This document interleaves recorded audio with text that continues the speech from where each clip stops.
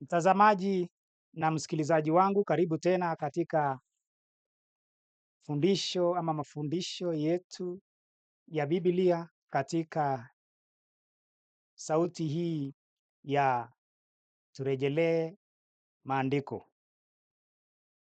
Ninayezungumza nawe ni mtumishi mchungaji John Koech. Karibu tupate maombi ili tuendelee.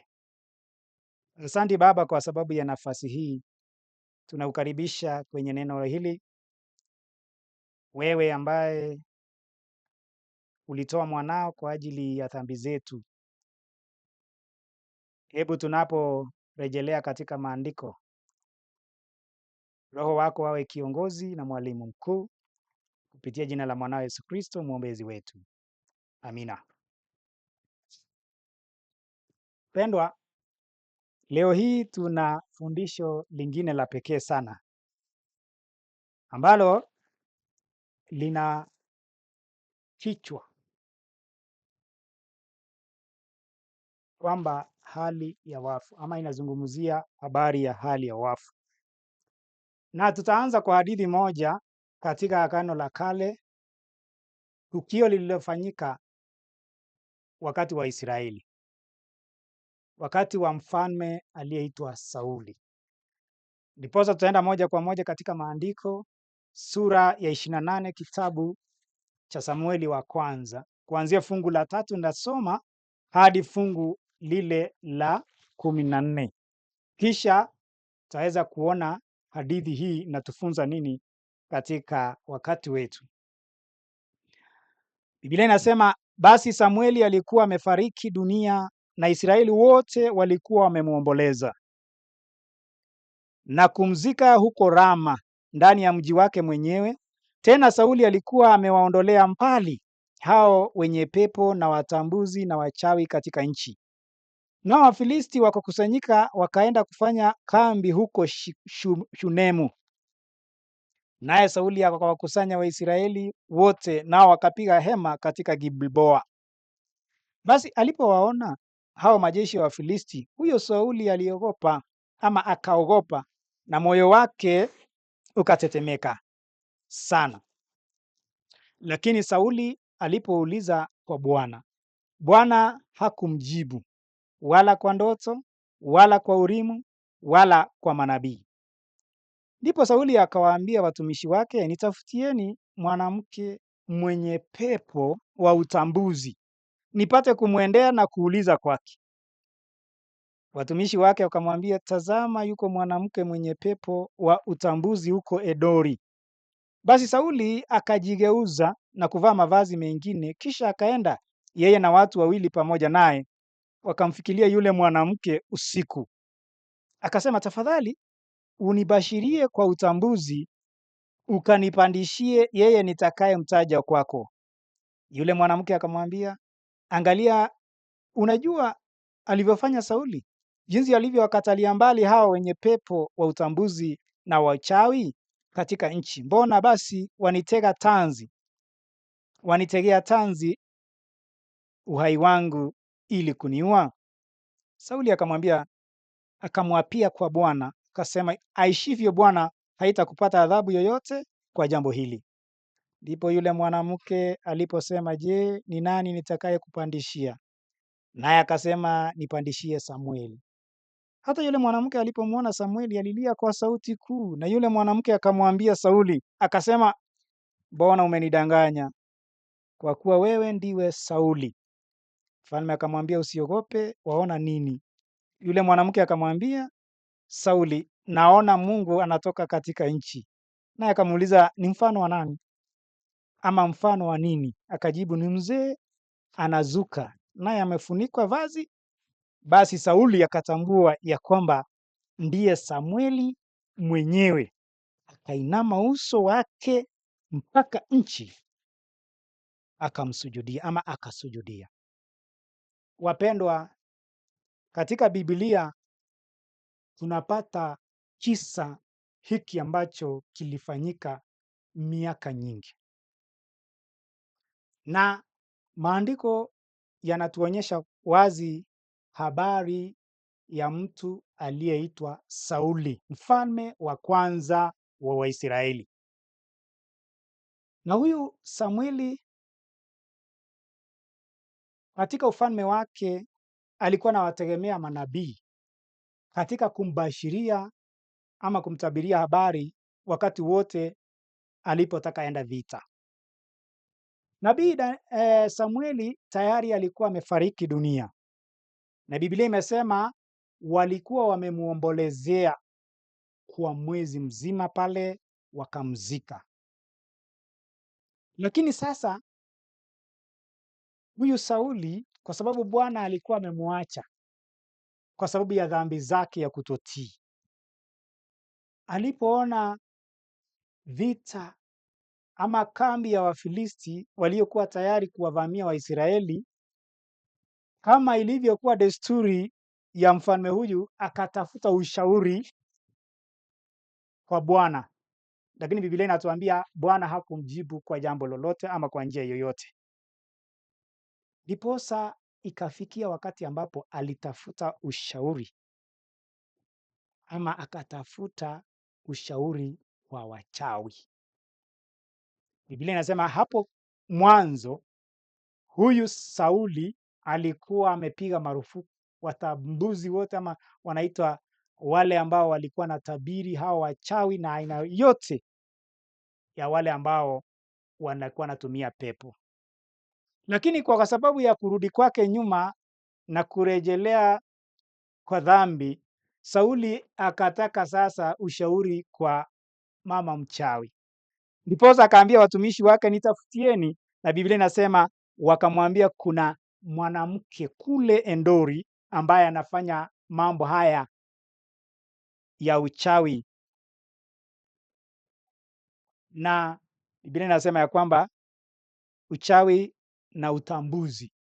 Na ndiyo kwa mara ya kwanza huyu Samueli akabadilisha nguo zake za kifalme, akavaa manguo ya kawaida, akavaa nguo tu za mtu wa kawaida, alafu akaenda pamoja na watumishi mpaka kule Endori, akampata mwanamke huyu, akamuomba aweze kumwamshia Samueli aliyekuwa amekufa.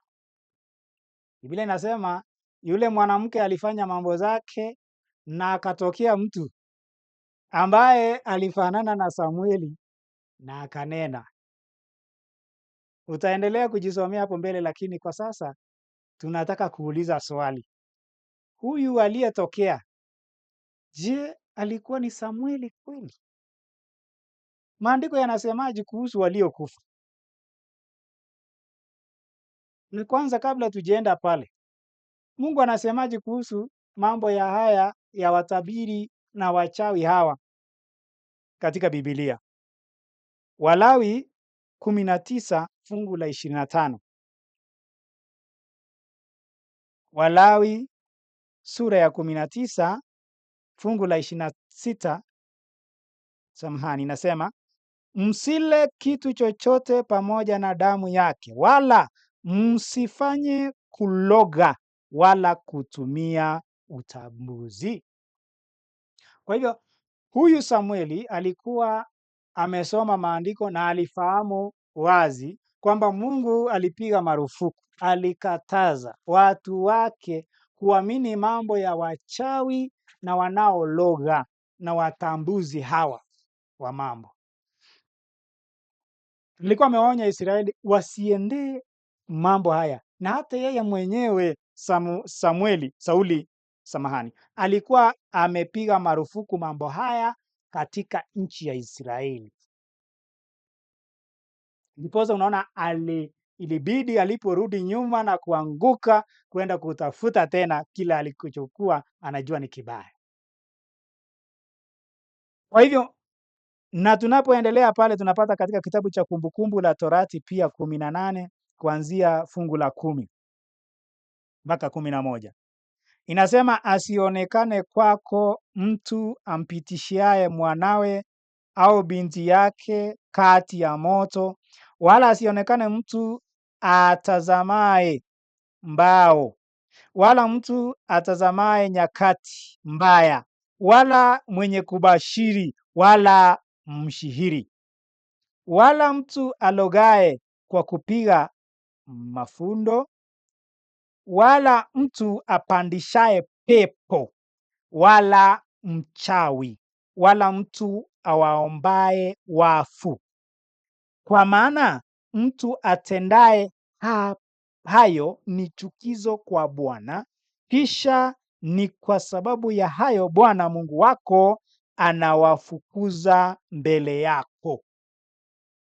Kwa hivyo Mungu alikuwa ameonya watoto wake.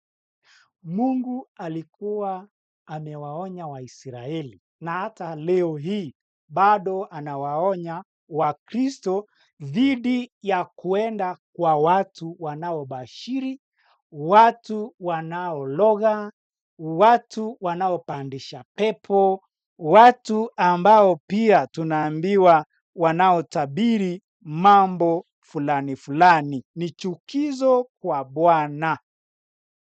Ndio maana Mungu aliwafukuza katika Israeli. Hakuonekana mtu kama ule.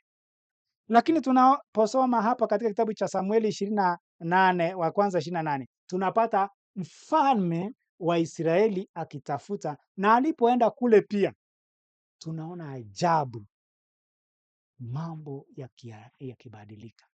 Anauliza mtu aliyekufa, na huyo mama anampandishia pepo, na huyo pepo anazungumza, na huyu Sauli anaamini kwamba ameongea na mtu aliyeitwa Samueli. Vipi kuhusu waliokufa?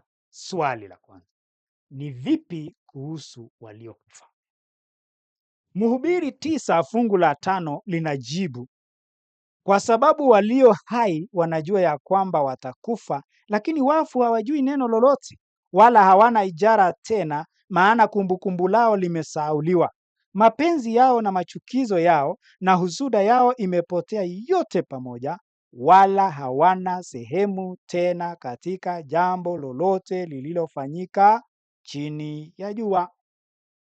Kwa hivyo Biblia inasema ya kwamba walio hai kama mimi na wewe leo tunajua siku moja huenda tukafa kama Kristo atakuwa hajarudi. Lakini kwa wafu Biblia iko wazi kwamba hawa hawajui neno lolote, hawana ufahamu na jambo lolote linaloendelea hapa chini ya mbingu, chini ya jua. Hawawezi kupenda, hawawezi kuchukia, hawawezi kuwasiliana na binadamu. Hakuna kitu mfu anafahamu. Zaburi 146 fungu la 3. Sasa tunataka kuangalia, je, kwani mtu akifa naenda wapi? Ama ni nini inafanyika wakati mwanadamu anakufa? Biblia inasema msiwatumainie wakuu wala binadamu, ambaye hakuna wokovu kwake. Fungu la 4, pumzi yake hutoka, hurudia udongo wake, siku hiyo mawazo yake yapotea. Kwa hivyo wakati mwanadamu anapokufa, Biblia inatuonyesha vizuri kile kinafanyika. Pumzi inatoka na mwili ambao uliumbwa kwa udongo unabaki, ndio tunauzika. Siku hiyo hiyo amekufa, Biblia inasema hakuna mawazo kwake tena. Udongo wake, anarudia udongo wake, siku hiyo mawazo yake yapotea. Mwanzo 2:7 inatuonyesha jinsi mwanadamu alivyoumbwa.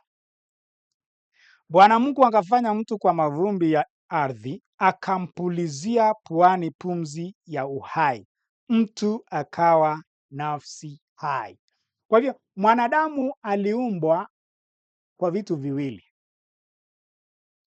mchanga ambao ni udongo, ama kwa lugha nyingine mavumbi, ukiongeza pumzi ya Mungu, matokeo ni mtu aliye hai.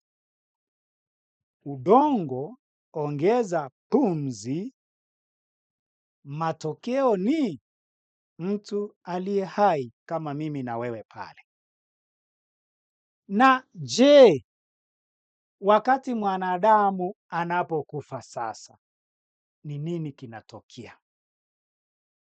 Tunaambiwa katika Mhubiri 12:7, Mhubiri 12:7, nayo mavumbi huirudia nchi kama ilivyokuwa, nayo roho humrudia Mungu aliyeitoa.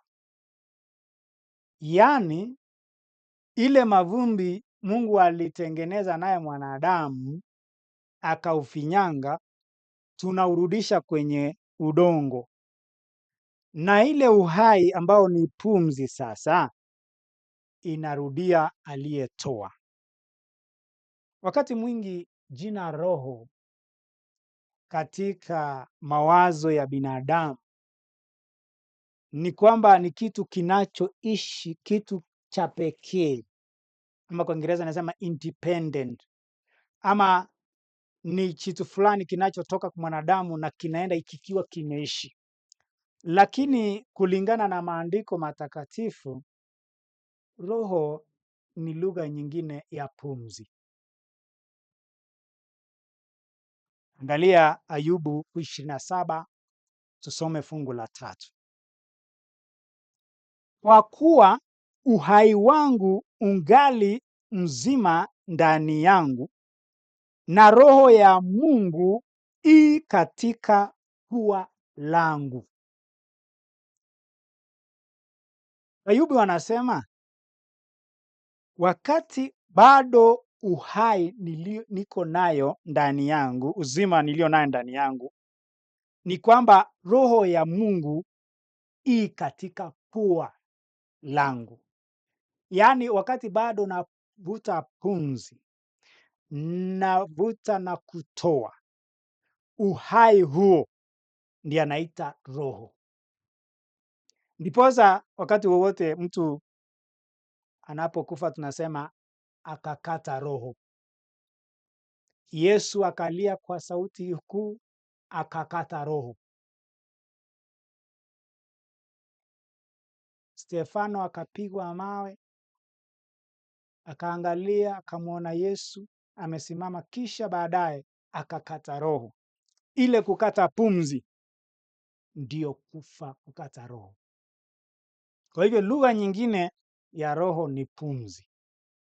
Hakuna chochote kingine ambacho kinatoka kinaenda kwa Baba mbinguni. Ni uhai ule aliotoa kwa pumzi unaondoka na ujanga unabaki ambao ni mwili, tunaita marehemu. Zaburi 115 fungu la 17.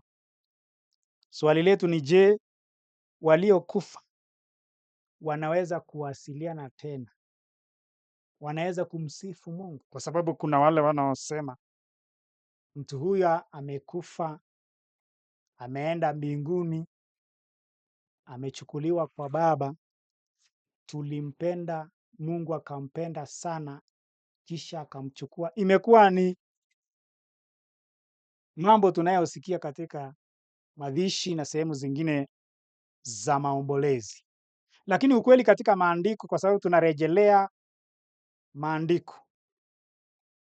Maandiko yanasema watu katika Zaburi 115:17, sio wafu wamsifuo Bwana, wala wowote washukao kwenye kimya.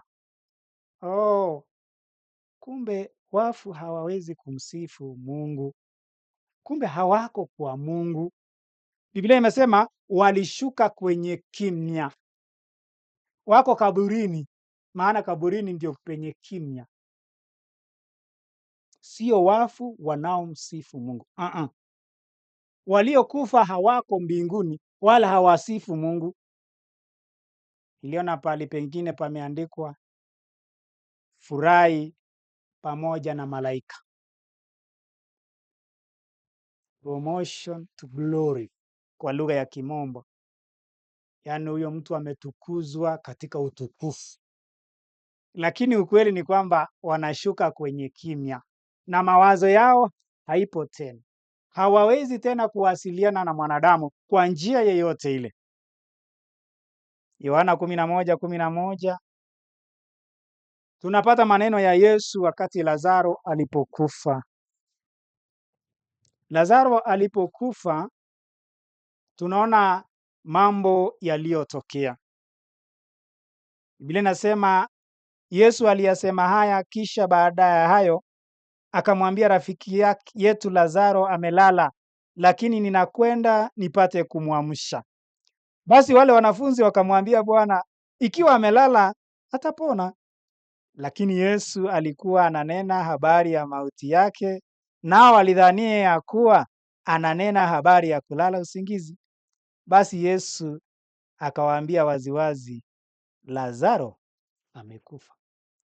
Yesu anafundisha habari ya kifo kwamba ni sawia na usingizi. Ndiposa alipozungumza na wanafunzi wake aliwaambia Lazaro amelala, nami naenda kumwamsha. Wale wanafunzi walichukulia ni usingizi wa kawaida, lakini baadaye akawaambia waziwazi Lazaro amekufa. Wakafahamu. Nasi pia tunahitajika kufahamu hivyo hivyo kwamba kifo ni usingizi kwenye kimya kwa muda, kisha kutakuwa na wakati wa ufufuo. Kwa hivyo wote wanaokufa wanaenda kwenye kaburi na kwenye kimya. Yohana 5:28 na 29. Maneno haya ya Yesu, msistajabie maneno haya, kwa maana saa yaja ambayo watu wote waliomo makaburini watasikia sauti yake. Nao watatoka, wale waliofanya mema kwa ufufuo wa uzima, na wale waliotenda mabaya kwa ufufuo wa hukumu. Kwa hivyo Yesu anawaambia wanafunzi wake, masaa itafika ambao watu wote walio kaburini watasikia sauti yake. Na watatoka wale waliofanya mema kwa uzima, na ufufuo mwingine wa wale waliotenda maovu katika uangamivu, ama tunaita hukumu. Watu wote waliokufa wamo kaburini, isipokuwa wale walienda wakiwa na mwili, kama vile Enoko, Elijah, Yesu, na hata Musa alipokufa alifufuliwa na kuweza kuchukuliwa kwa mwili. Kwa hivyo mbinguni tunaenda kwa mwili huu. Hiyo ndio maana katika marejeo ya Kristo mara ya pili kutakuwa na ufufuo. Na kama hawa watu walikuwa kifa wanaenda mbinguni, hakukuwa na haja tena ya ufufuo. Turejelee maandiko. Aliyekufa hajui chochote, amelala akingoja siku hiyo. Ayubu pia 14, fungu la 14, tunarejelea na neno hili. Anasema hivi, mtu akifa, je, atakuwa hai tena? Mimi ningengoja siku zote za vita vyangu, hata kufunguliwa kwangu kunifikilie. Wanawe, fungu la 21, wanawe hufikilia heshima, wala yeye hajui. Kisha wao huaibishwa, lakini yeye hana habari zao. Kwa hivyo huyu Ayubu anasema mtu akifa, je, anakuwa hai tena? Yaani mtu akikufa, kama vile watu hufikiria, umeenda kuendelea na maisha tena, bado anatuona tena? Anasema hapana, kwa sababu hata wakati watu wanafanyia heshima, wakati wanafanyia huyu mzee ama mama heshima, wanapomfanyia heshima, Biblia inasema wala yeye hajui.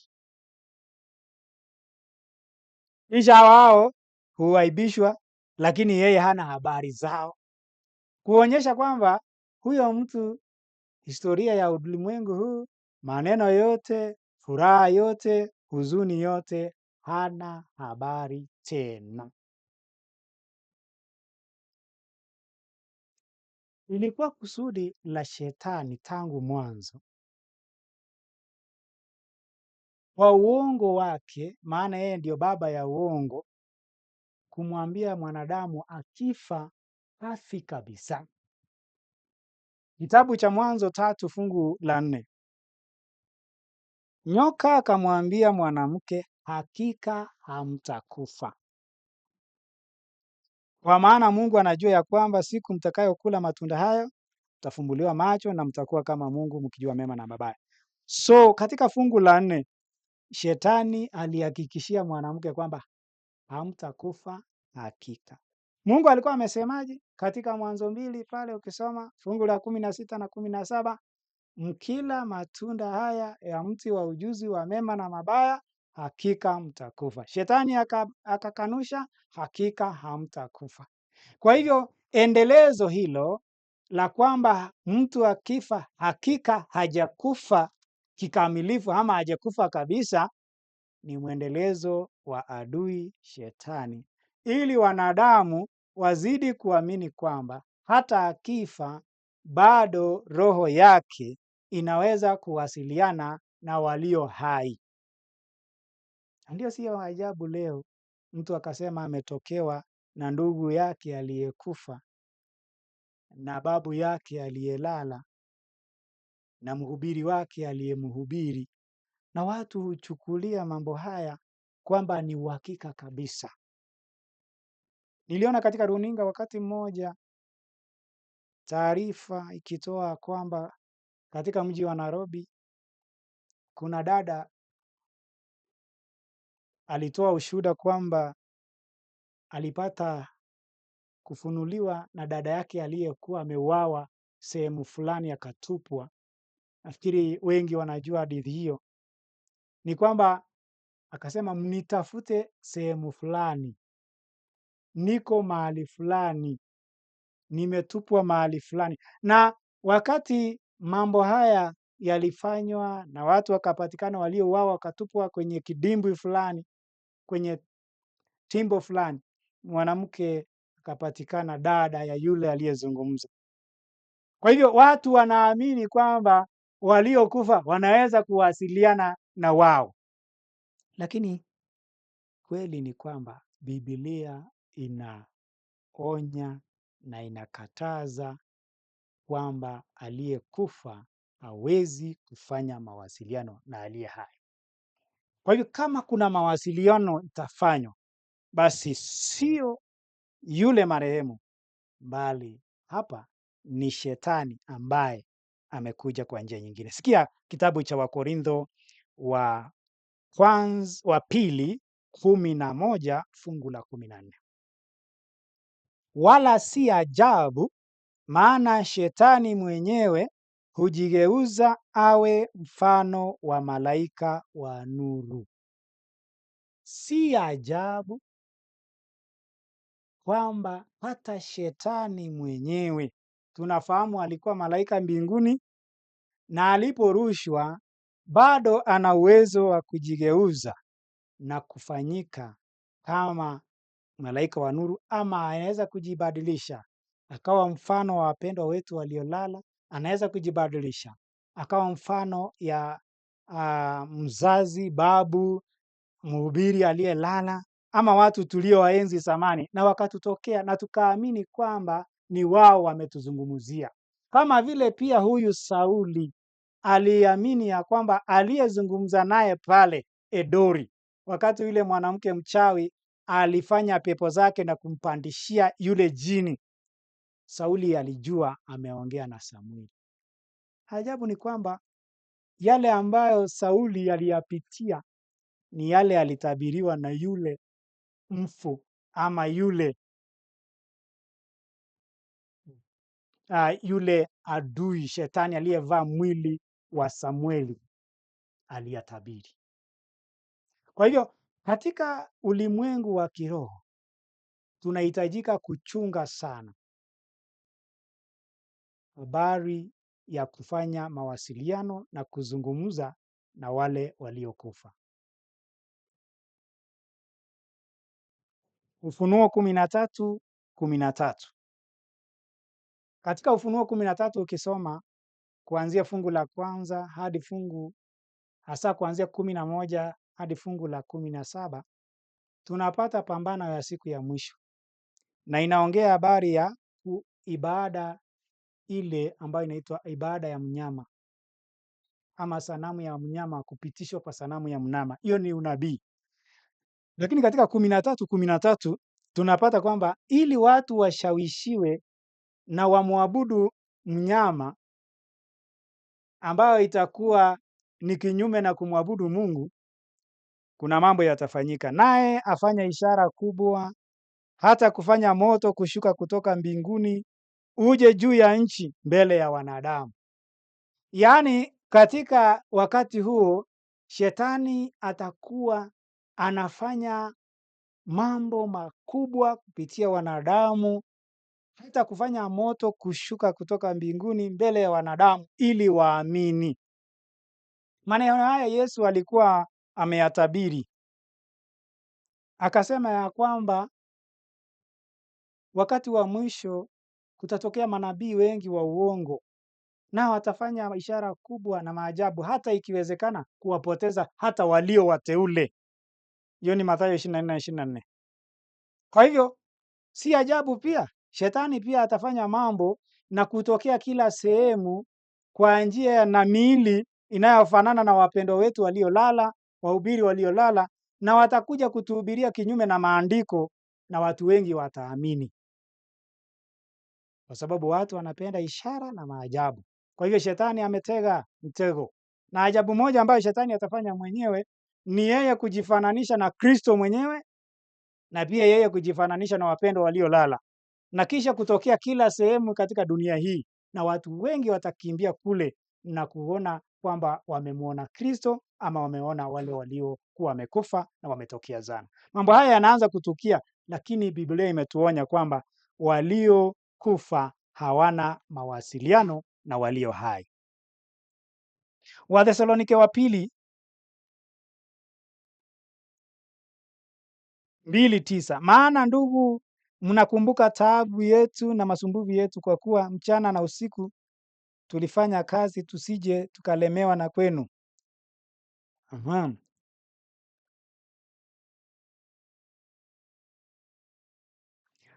Tunaendelea pale.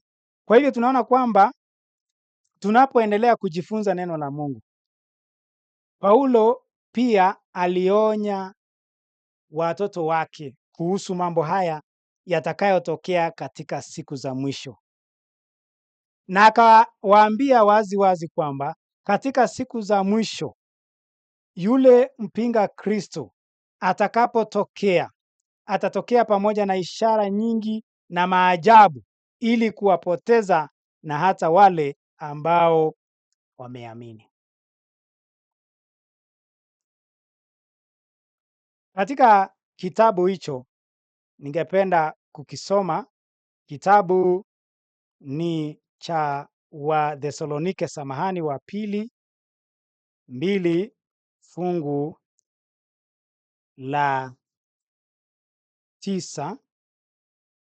Wathesalonike wa pili 2 fungu la 9 inasema, yule ambaye kuja kwake ni kwa mfano wake ni mfano wa kutenda kwake Shetani kwa uwezo wote na ishara na ajabu za uongo, na katika madanganyo yote ya udhalimu kwa hao wanaopotea, kwa sababu hawakukubali kuipenda ile kweli wapate kuokolewa. Kwa hivyo Mungu awaletea nguvu ya upotovu wauamini uongo, ili wahukumiwe wote ambao hawakuamini kweli, bali walikuwa wanakijifurahisha katika udhalimu. Kwa hivyo hapa Biblia inatuonyesha kwamba katika siku za mwisho Shetani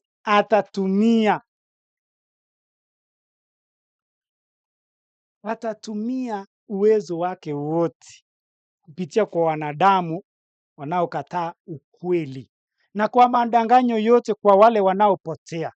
Biblia inasema kwamba hizi ishara itawapa nguvu ya upotevu ili waweze kuamini uongo na kisha wahukumiwe. Kuna hatari mpendwa wa kukataa kuamini Biblia na ukweli wa maandiko. Kuna hatari kwa kukataa kurejelea katika maandiko. Kwani shetani yako tayari kutupeleka katika uongo, tuzidi kuamini, tunaposikia ishara, tunafuata ishara na tunamwacha Yesu na neno lake. Wale watakaokuwa salama tu ni wale ambao watafanya maandiko haya kuwa kinga. Ndiposa Yesu anatuonyesha mfano katika Mathayo 4:4. Alipokuwa jangwani akipambana na adui Shetani. Biblia inasema naye akajibu akasema, imeandikwa, mtu hataishi tu kwa mkate tu, ila kwa kila neno litokalo kinywani pa Mungu. Kwa hiyo Shetani alipomjaribu Kristo jangwani siku ile 40 aliyefunga, Biblia inasema alikuwa anajibu huyu adui kwa kumwambia imeandikwa. Na Yesu alitupa mfano mzuri ili katika siku hizi za mwisho tunapodanganywa na kutokewa na Shetani kwa njia ya ishara na maajabu kwa waliokufa, tuwe tayari kusema imeandikwa, aliyekufa hawezi zungumza na walio hai, ama hajui neno lolote, na adui mara moja anatuacha. Angalia katika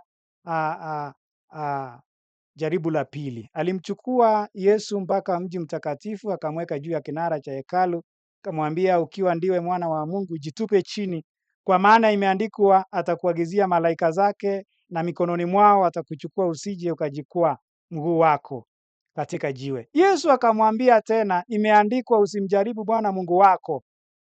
Katika jaribu la pili, Shetani sasa akaanza kuquote ama kunukuu Biblia, lakini visivyo. Watu wanaweza kutumia Biblia lakini watumie Biblia visivyo na kukushawishi katika uongo ule.